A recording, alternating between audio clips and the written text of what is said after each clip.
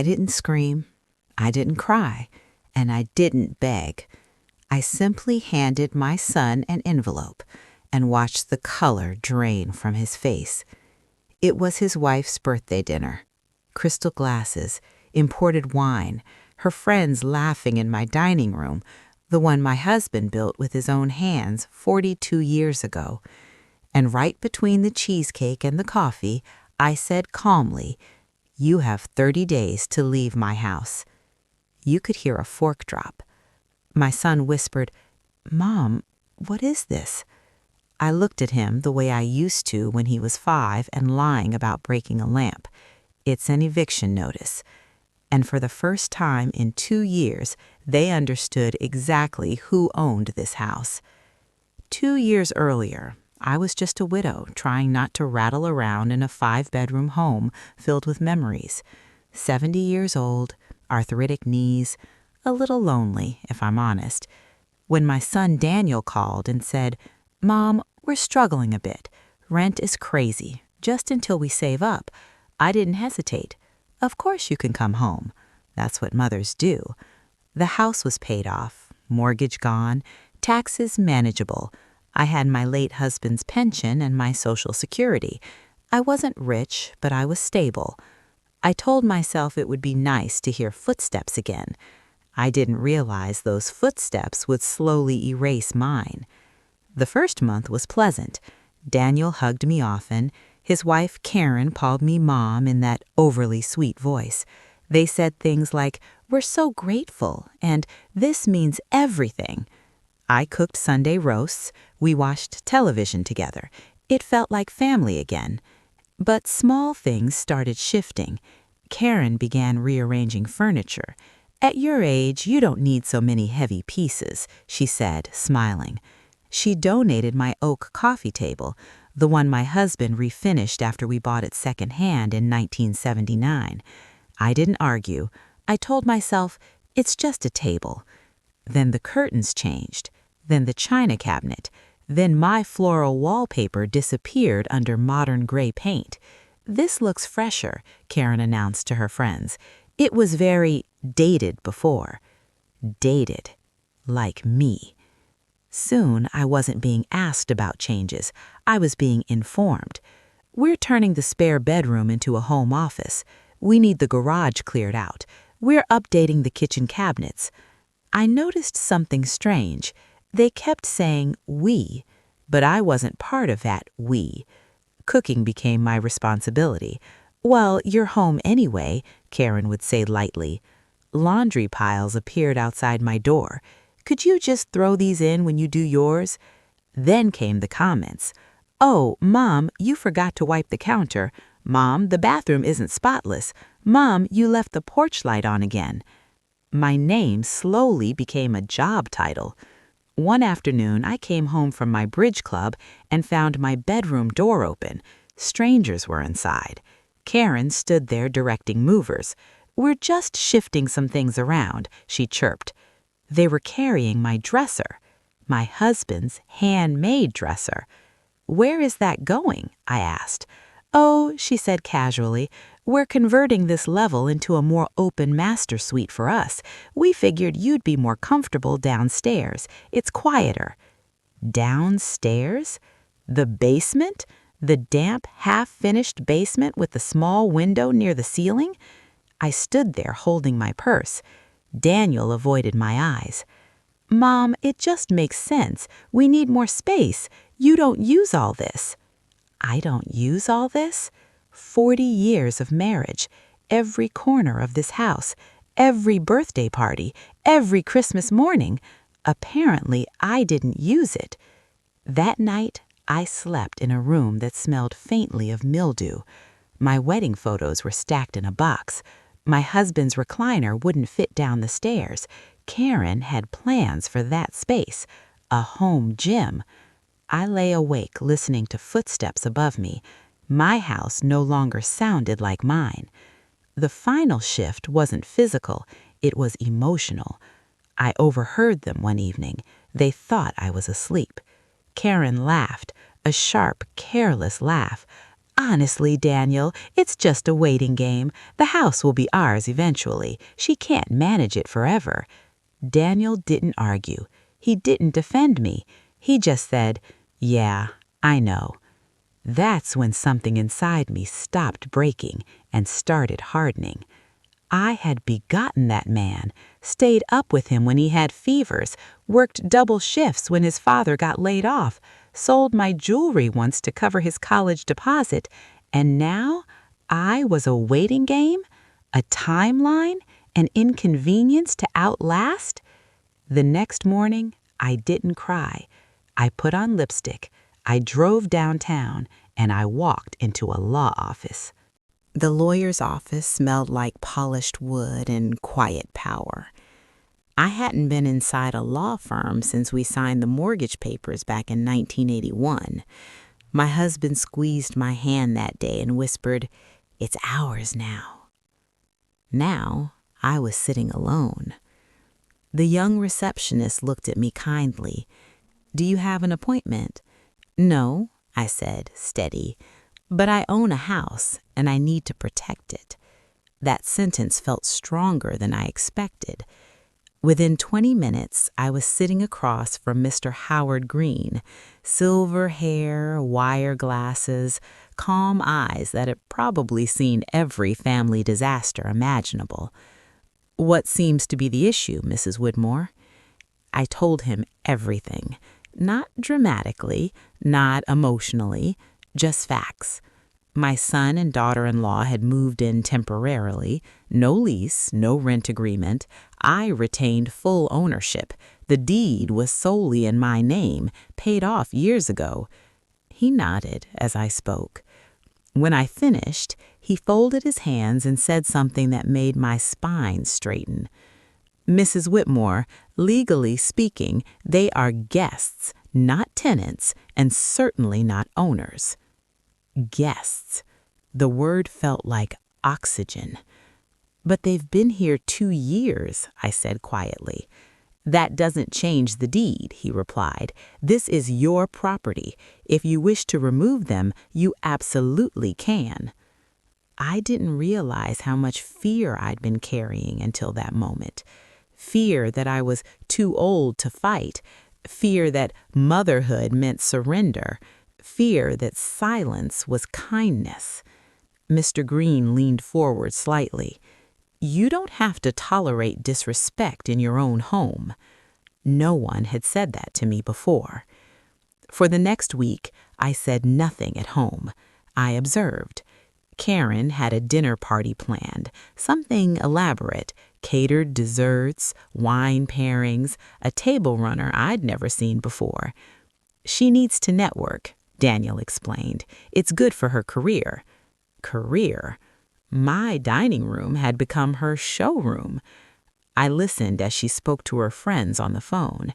"Yes, we basically renovated the place from scratch. It had great bones, but it needed a modern touch." We renovated. I began gathering documents quietly. The original deed, property tax statements, utility bills in my name, insurance policies.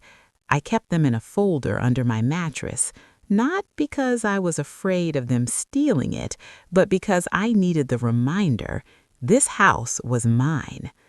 One afternoon, Karen knocked on my basement door. "We're going to need the storage space cleared by the stairs. We're installing a wine fridge." I stared at her. "That's where my husband's tools are." She blinked, impatient. "Well, he doesn't use them anymore." The cruelty wasn't loud. It was casual, as if my grief was clutter, as if my memories were negotiable. I nodded slowly. "Of course," I said. But something had shifted inside me. I wasn't agreeing. I was documenting. That evening, Daniel came downstairs. He stood awkwardly near the washing machine. "Mom, Karen feels like you've been distant." I folded a towel carefully. "Have I?" He sighed. "We just want things to feel harmonious." Harmonious. I almost smiled. "Daniel," I asked softly, "who owns this house?" He frowned. You do, Mom, technically. Technically. Good, I said, just making sure we remember that. He looked confused. He didn't understand the warning in my tone. 2 days before the dinner party, I returned to Mr. Green's office. I'm ready, I said. He had already prepared the documents. Formal eviction notice, 30 days to vacate, legal grounds clearly outlined, signed, and notarized. My hands trembled slightly as I read it, not from fear, from finality. Once this was delivered, there would be no going back. You understand, Mr. Green said gently, this will likely cause a permanent rupture.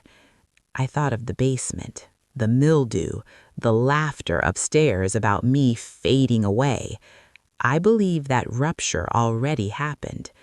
The morning of the dinner party, I did something I hadn't done in months. I went upstairs, not to ask permission, to choose. I opened my old closet, the one Karen hadn't cleared out yet. At the back hung a navy dress, simple, elegant, the one I wore to Daniel's college graduation. I pressed it carefully. I styled my hair, pearl earrings, lipstick, not pale, red. When I looked in the mirror, I didn't see a burden. I saw the woman who built this life. Guests began arriving at 7. Laughter floated through the house. Karen wore a sleek black dress, hosting confidently. I'm so proud of what we've done with the space, she told a couple admiring the dining area. I waited until dessert, until glasses were refilled, until the room was comfortable and loud and impressed. Then I climbed the stairs slowly. Each step felt like reclaiming territory. The conversation softened as they noticed me. Karen's smile tightened. Oh, Mom, we didn't expect you to join. I walked to the head of the table, my table. I won't stay long, I said calmly. Daniel stood uncertain. Mom, I removed the envelope from my purse, placed it gently in front of him.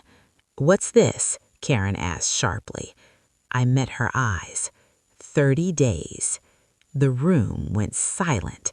Daniel opened it, his face drained of color. Karen's hand flew to her mouth. You can't be serious, she whispered. I finally allowed myself one small, steady breath. Oh, I said quietly, I am. No one touched their dessert. The air in the dining room thickened, heavy with embarrassment and disbelief. Daniel stared at the paper as if it might rearrange itself into something kinder. Karen stood slowly. This isn't funny. I'm not joking, I replied evenly. One of her guests shifted uncomfortably. Another reached for her purse. Daniel's voice dropped to a strained whisper. Mom, can we talk about this privately? We can, but it won't change the document. Karen's composure cracked first. You're humiliating us, she hissed. I looked around the room deliberately. No, I said, I'm clarifying ownership. The guests began murmuring polite excuses. Within 5 minutes, the elegant dinner party dissolved into a quiet evacuation. Wine glasses half full, plates barely touched. Just like that, the illusion was gone. When the front door closed behind the last guest, Karen rounded on me. This is insane. We live here. You stay here, I corrected. Daniel ran a hand through his hair. Mom, where is this coming from? If something's wrong, we can fix it. I held his gaze. Can we fix the basement? He swallowed. Can we fix the night I heard you say you're just waiting for me to fade away? The silence that followed was heavier than any argument.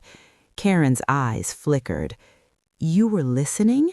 Yes. Daniel looked stunned. Mom, I didn't mean... But you said it, I interrupted gently. He had no defense. Karen recovered first, anger sharpening her tone. "This is emotional manipulation. You're overreacting." I felt surprisingly calm. "No," I said, "I'm responding." Daniel's voice softened. "Mom, we just needed space. You know how hard things are financially." I offered help, not surrender. Karen crossed her arms. "We've invested money into this house." I nodded. "You replaced curtains, you painted walls, you installed a wine fridge. None of that transfers ownership." Her face flushed. "This is our home." "It was never yours." The words landed like a gavel. That night, I slept upstairs, in my old bedroom. I locked the door. For the first time in months, I didn't feel like a guest. I felt like a homeowner. The next morning, the atmosphere shifted. Karen was icy. Daniel was subdued. Neither of them spoke during breakfast. At noon, Daniel knocked on my door. "Can we talk?" I let him in. He sat at the edge of the bed, his childhood bed, before we replaced it years ago. "You're really going through with this?" he asked quietly. "Yes." "Where are we supposed to go?" I met his eyes, the same way you would have if I'd never said yes. He looked hurt. "Mom, families help each other." "Yes," I said, "they do. They don't displace each other." He leaned forward. "We thought, eventually, this would be ours anyway." There it was, the entitlement stripped of pretense. "And you decided eventually meant now?" He didn't answer. I softened slightly, not in decision, but in tone. I was willing to share my home. I was not willing to be erased from it. Over the next week, tension grew. Karen made phone calls constantly. I overheard phrases like ungrateful, unstable, and elderly paranoia. Daniel avoided eye contact. But something interesting happened.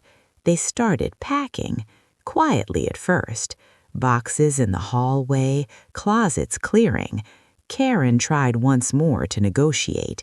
"If you rescind this, we can draft a proper agreement, shared expenses, clear boundaries." I studied her carefully. You didn't want boundaries. You wanted control. She didn't deny it. One evening, I found Daniel sitting alone in the living room. The modern gray walls suddenly looked temporary. "Do you hate me?" he asked. The question caught me off guard. "No," I said, honestly, "but I was beginning to resent you." He stared at his hands. I didn't realize how far it had gone. "I did," I replied. He looked up, eyes softer than they'd been in months. "Why didn't you say something sooner?" "Because I was afraid," I thought. Because I thought motherhood meant endless accommodation. Because I didn't want to lose you. Instead, I said, I shouldn't have had to. By week 2, the house felt different. Less crowded, less tense. Karen stopped pretending to be polite. She moved through rooms briskly as if already detached. One afternoon, she stood in the doorway of what used to be my sitting room. "You know," she said coolly, "this is going to ruin your relationship with your son." I folded a blanket carefully. "No," I replied, "your behavior almost did." Her jaw tightened. "You'll regret this when you're alone." I looked around the room. The sunlight through the windows, the floors my husband refinished, the quiet dignity returning to the air. "I was alone," I said softly, "even with you here." Day 25 arrived faster than I expected. The moving truck was booked, boxes near the door. Daniel knocked on my bedroom door one last time. "Mom," he said, voice heavy, "I'm sorry." The apology wasn't dramatic. It wasn't grand. but it was real. I held his face in my hands the way I used to when he was small.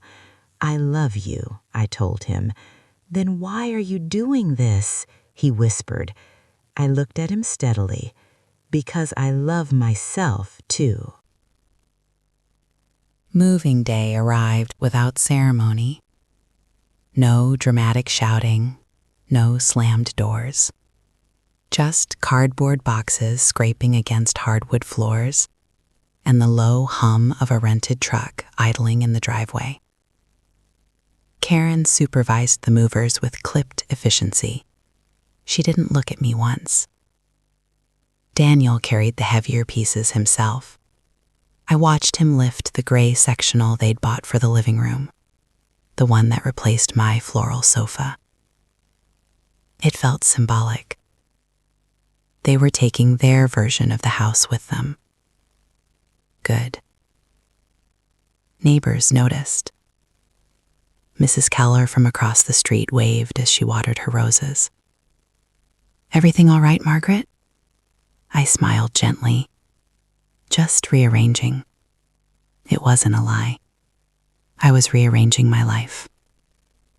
By late afternoon, the truck was nearly full. Karen did one final walkthrough upstairs. I followed quietly behind her. The walls were scuffed where frames had been removed. The kitchen cabinets were slightly misaligned from their rushed upgrades. The wine fridge stood like a monument to entitlement. She stopped in the hallway. "You're making a mistake," she said without turning around. "Perhaps," I replied calmly, "but it will be my mistake."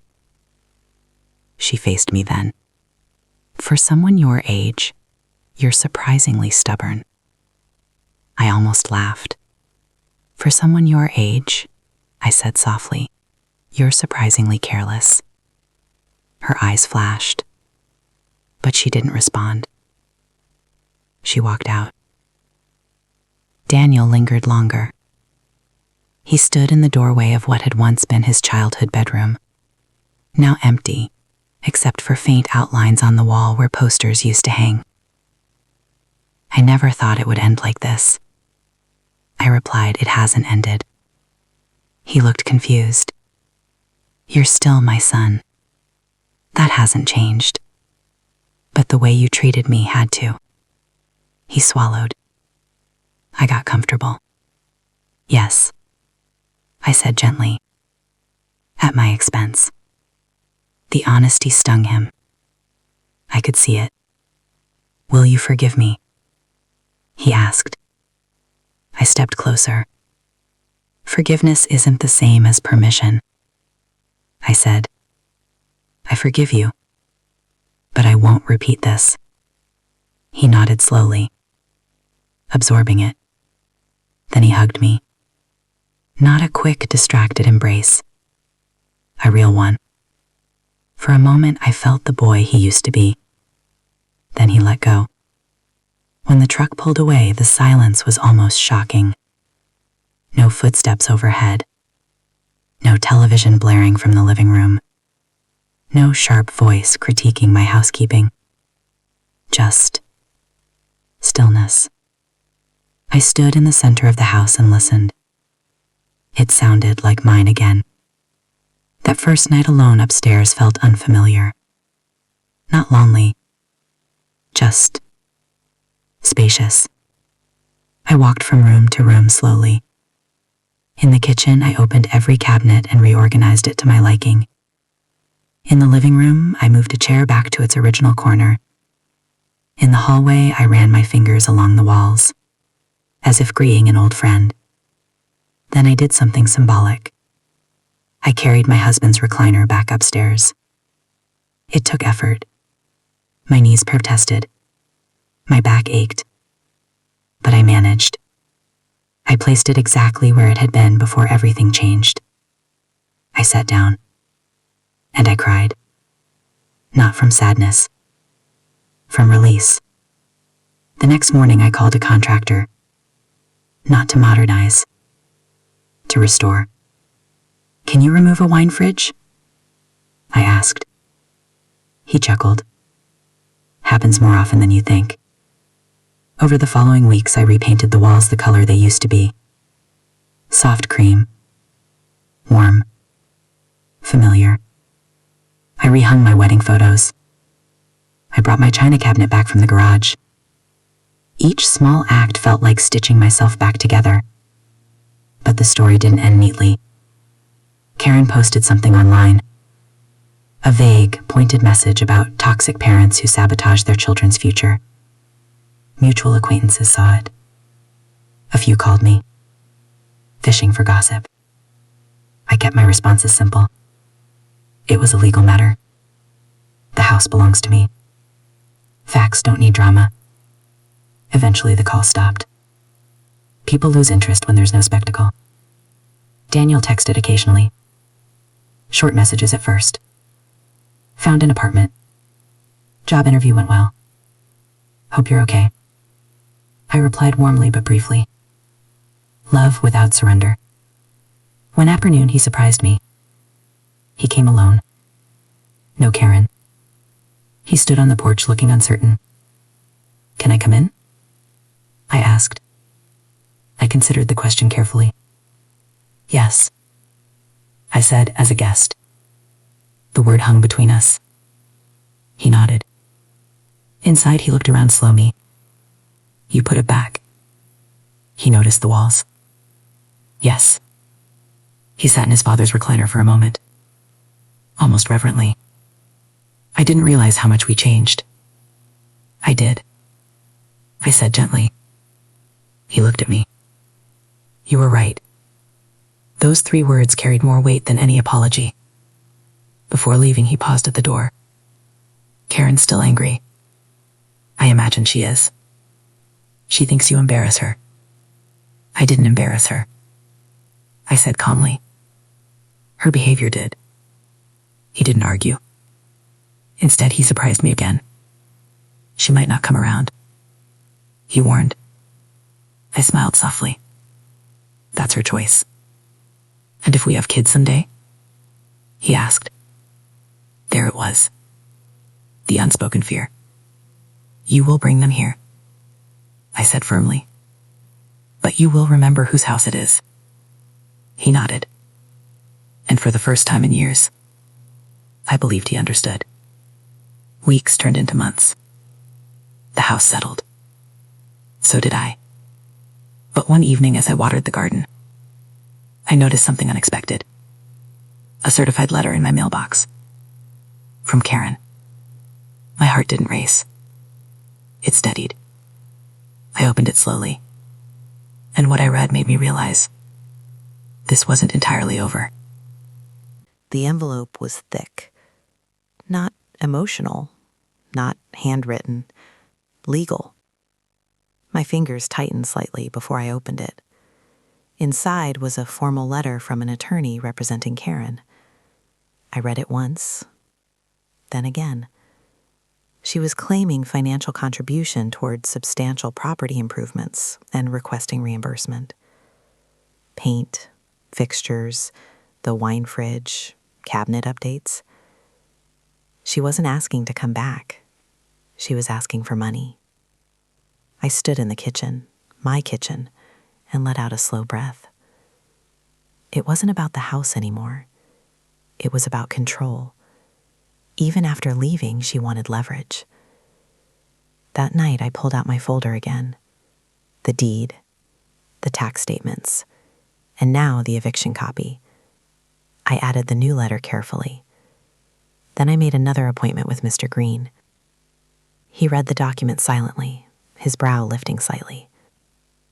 She doesn't have a strong case, he said calmly, unless you signed a contract agreeing to reimburse improvements. I didn't. Then this is likely an intimidation attempt. I nodded. She believes I'll fold, I said. He gave a small smile. Do you intend to? No. He leaned back in his chair. Good. We drafted a formal response. Clear, precise, unemotional. Any modifications they made were voluntary. No reimbursement agreement existed. Improvements were made without written consent. Legally speaking, the matter was closed. As I signed the response, I realized something. 6 months ago, this would have terrified me. Now it felt procedural. Boundaries, once drawn, become easier to defend. Daniel called that evening. I heard from Karen, he said carefully. I assumed you would. She's upset. I'm aware. He hesitated. Mom, is this really necessary? I chose my words carefully. She chose to escalate, I responded. He sighed. She says you're punishing her. No, I replied. I'm refusing to reward her. Silence. Then quieter. She's talking about separation. That gave me pause. Not because of guilt, because of clarity. And how do you feel about that? I asked. He didn't answer immediately. Tired, he admitted. That word held weight. Over the next few weeks, the tension between them grew. I didn't ask for details. The Daniel began visiting more often, sometimes for dinner, sometimes just to sit. One afternoon, he walked into the living room and looked around slowly. You seem lighter, he said. I am. How? I considered that. I stopped shrinking. He absorbed that quietly. Then came the unexpected knock. Karen, standing on my porch, alone. She looked different, less polished, more rigid. I need to talk, she said.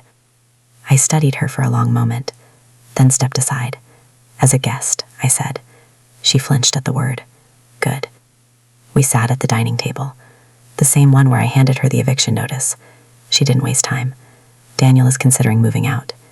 That's between you and him. She clenched her jaw. You destabilized everything. No, I replied calmly. I corrected something. Her composure wavered. You made me look foolish. I leaned forward slightly. You made yourself look entitled. The room went still. She wasn't used to being answered directly. You think you won? She asked quietly. This was never a competition. She exhaled sharply. We invested time, money. You invested assumption. Her eyes hardened. You're alone. The word hung there. I didn't rush to defend myself. I am independent, I corrected. There's a difference. For a brief moment, I saw something flicker in her expression. Not anger, fear. Control had slipped from her hands. You could have talked to us, I replied. You didn't listen. She had no rebuttal, because it was true. Before leaving, she paused at the door. You think he'll choose you, she said. I met her gaze evenly. I'm not asking him to choose. And that unsettled her more than anything. A week later, Daniel called. His voice was steady. We're separating. I closed my eyes briefly. I'm sorry, I said. I'm not, he replied after a pause. That told me everything. He continued. I've been thinking a lot about what you said, about ownership, about boundaries. Yes, I didn't just take your house, Mom. I took you for granted. The honesty was raw. And now, I asked gently, I'm learning.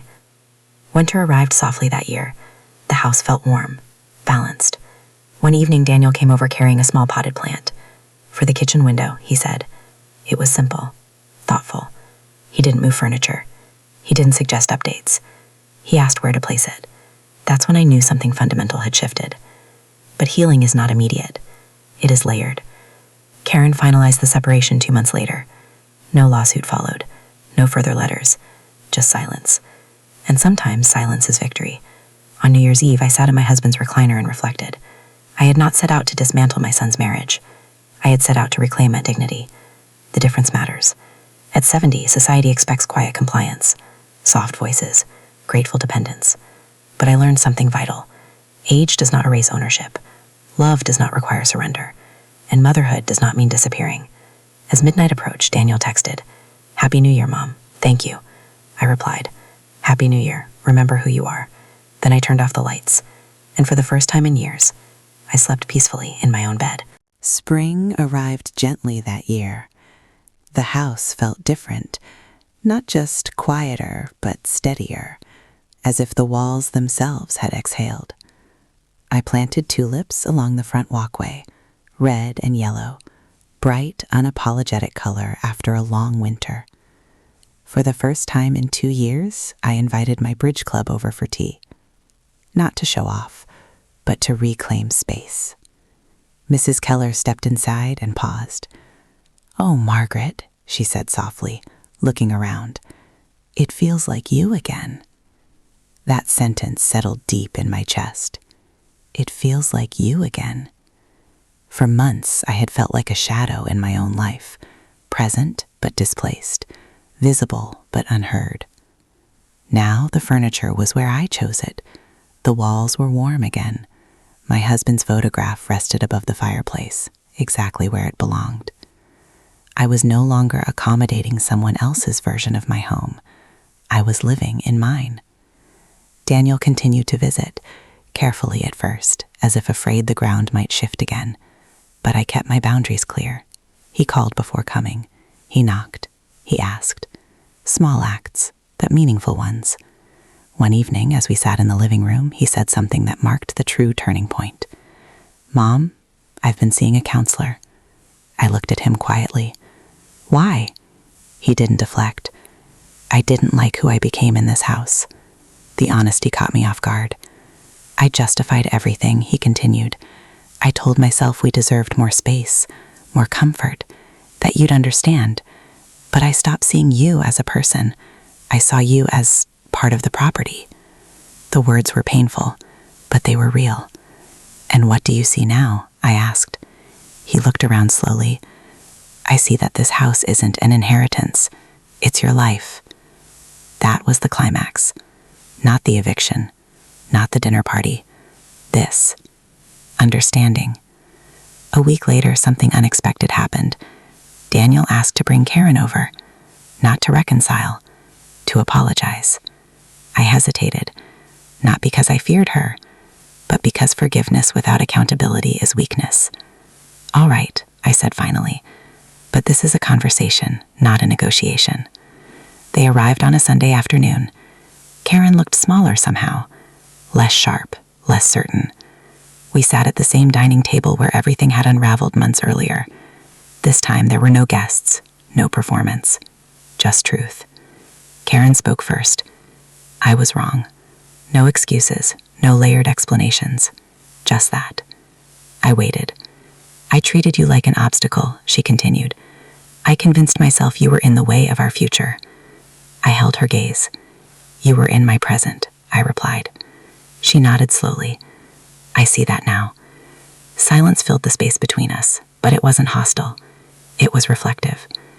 Daniel reached for her hand briefly. Not possessive, not controlling, just present. "We both forgot something," he said. "What's that?" I asked. "That generosity isn't ownership." That sentence landed where it needed to. Karen surprised me again. "I don't expect anything from you," she said. "Not money, not approval, not even forgiveness. I just needed to say it." For the first time, I saw vulnerability in her that wasn't strategic.